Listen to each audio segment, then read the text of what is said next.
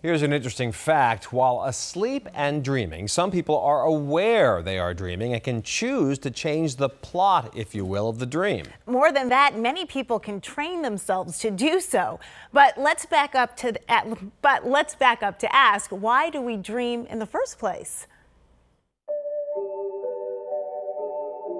An eagle flying through a blue sky, a mother's mystic stare, and a floating crosswalk. Just a few clues that you've left the world of reason behind and you're in a dream. That mystical place where we spend 3/4 of our sleep, or roughly 25% of our lives. Despite that investment, our understanding of dreams is a slow evolution. 4,000 years ago, dreams were seen as gifts that God's placed in our minds to give us a message, always a message that they weren't willing to just come out and tell us, of course. Robert Stickgold isn't your average Harvard professor, but don't let his Jedi office mate or dream-themed dad humor distract you from the fact that he is one of a handful of brilliant pioneers who have literally written the book on modern dream theory. So Freud came along in 1899 with his interpretation that dreams are all about forbidden desires, repressed desires, these things you want to do that usually involve your mother. Following that, for the next 30 to 40 years, the science says that dreams are just a random firing of neurons in the brainstem. That view started to change again in about 2010.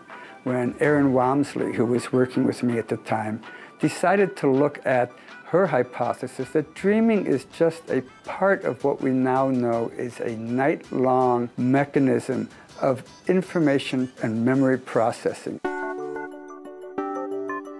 Walmsley's breakthrough experiment involved test subjects navigating a complex maze simulation. Afterwards, half of the subjects slept for 90 minutes. It's no surprise that many of them reported dreaming about the maze.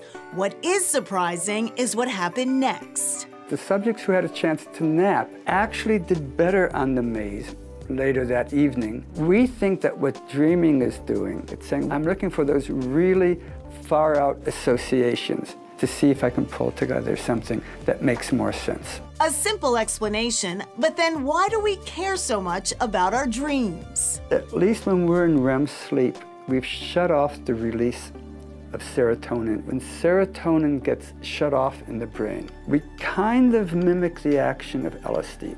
It puts the brain into a mode that assumes that connections are meaningful. So maybe our dreams aren't coded messages from the gods, but dream romantics can still have plenty of fun while sleeping by using a technique explored in this visually stunning short film. Lucid dreaming is when you become aware while you're dreaming that you are dreaming. Once you become lucid, you can in fact start to alter the content of the dream and the narrative. Cape Cod-based artist Rita Colantonio does the opposite, turning reality into dreamlike narratives with her beautifully haunting digital images. I would say that about 90% of my artwork tells a story. Most of what I do is photography-based, but in the process, the photographs become something else. The result is stunning, and to hear Colantonio describe an image is like entering a dream. I feel that dreams are very strong as far as making you more aware of what is really going on in those deeper levels of your psyche. It seems to come out naturally in my art. Digital art is a new media for us. Cape Cod Art Center hosted an online exhibit called Dream State. We came up with Dream State to see what we would get, and it was really incredible. This image by Colantonio, entitled Haunted, was Dream State's best of show.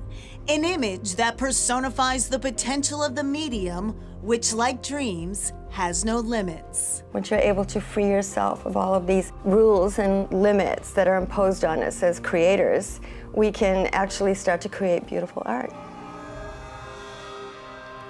And back to Professor Stickgold. One question he says he gets all the time from people is, why can't I remember my dreams? Well, that's because our dreams are not stored in our long-term memories. And he says if you want to remember your dreams, drink 3 large glasses of water before you go to bed. This will prompt you to wake up more often after your dreams and hopefully recall your dreams easier, and then you'll have to rush to the bathroom. You'll be busy with other things as well at that point. All right, this Rhode Island company has a stamp of approval from NASA. The award-winning company produces LED lights that prepare the body for sleep.